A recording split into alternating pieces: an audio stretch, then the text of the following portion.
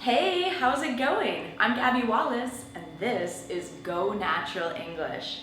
Thank you so much for joining me on YouTube and also on my podcast, which you can find at iTunes or on Stitcher Radio.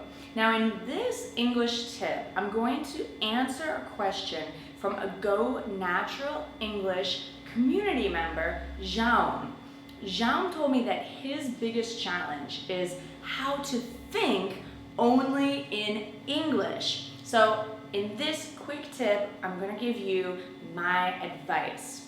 Now, before I give you my top tips, I just want to thank my friends at Verbling because they've offered to give the Go Natural English community a special free trial of their one-to-one premium paid tutoring lessons with a native English-speaking qualified teacher.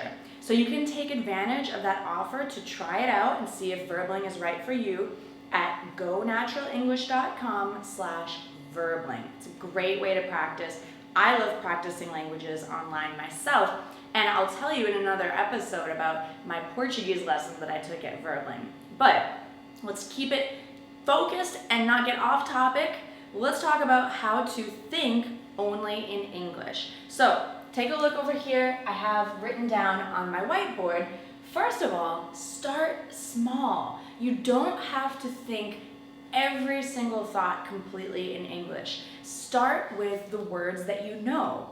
For example, let's see, over here I have a book. Do you know the word for book? Of course you do. I just said it, book, right? But if I'm trying to learn another language, for example, I'm trying to learn Portuguese, I might think to myself, I'm going to read a livro, a book, right, in Portuguese. So you can think in your native language, but then add the words that you know in English. So start small and imperfect. This is just your thoughts in your mind. Nobody else is going to hear your thoughts. So it's okay to make mistakes. It's okay if you think in bad grammar.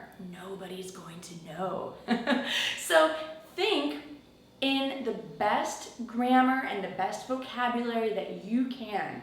But if you know it's not perfect, it's okay. What you want to do is note what you don't know and find out. So if you know that you're thinking in bad grammar, or if you're not sure, write it down. Write down a note to yourself, is this correct? And write down the grammar that you have a question about, or the vocabulary word that you have a question about. Let's say I don't know the word for book in another language. I'll write that down.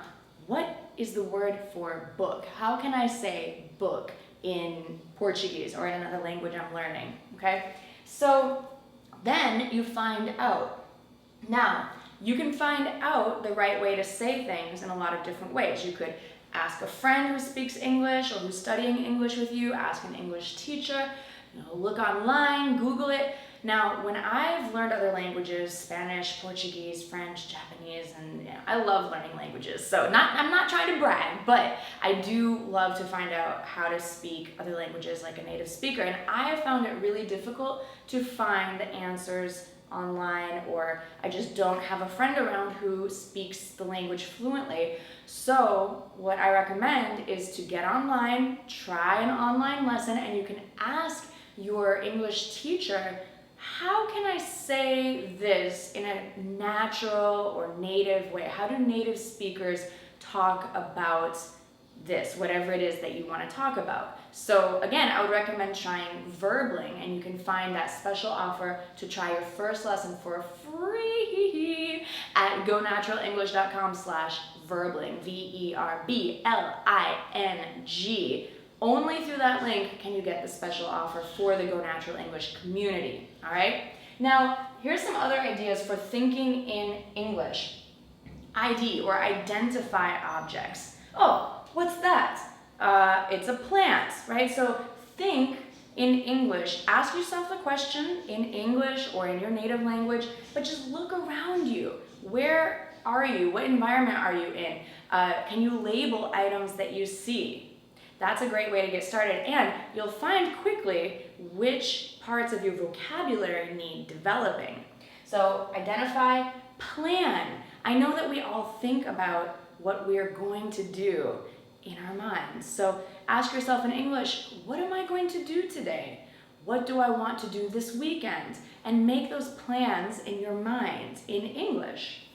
Make stories. Yes, I love this. So if you have some free time, maybe you're, on the bus or you're just waiting for someone, make up a little story. It could be while you're walking around. Let's say I go out to a cafe and, I see someone. I could think to myself, I wonder, what do they do? Or maybe he works as a banker. Maybe he has a family. So I'm thinking to myself in English. I'm creating some stories about people that I see, or I could completely make up everything in my mind. If you're a kind of creative person, that might be easy for you to do. And make up conversations. I want you to imagine that you're having the kind of conversation that you would like to have. So, imagine a person who you'd like to speak with. What do you want to say to them? Him or her or them? Would you ask them questions? Of course you would, because that's how we keep conversations interesting. Think about what questions could you ask? What information would you share about yourself? So make up the conversation in your mind. Even imagine what the other person is going to say to you.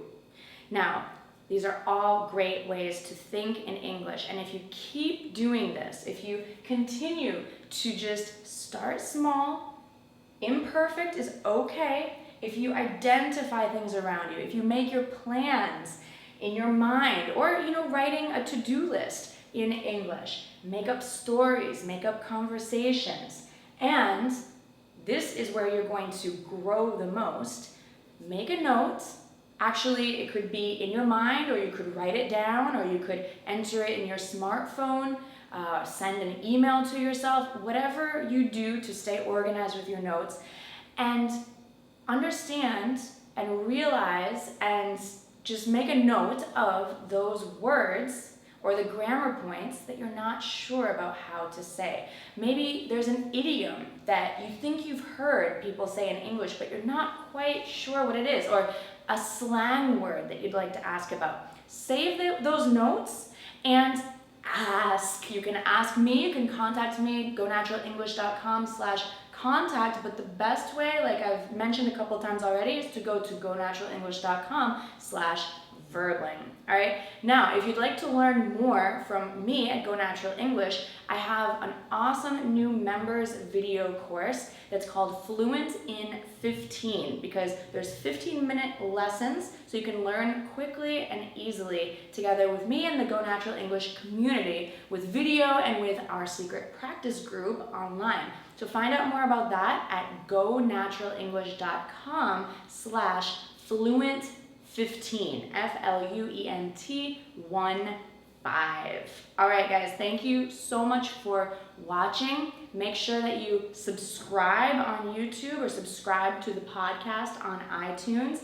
And I'll be here to bring you free English tips 3 times a week.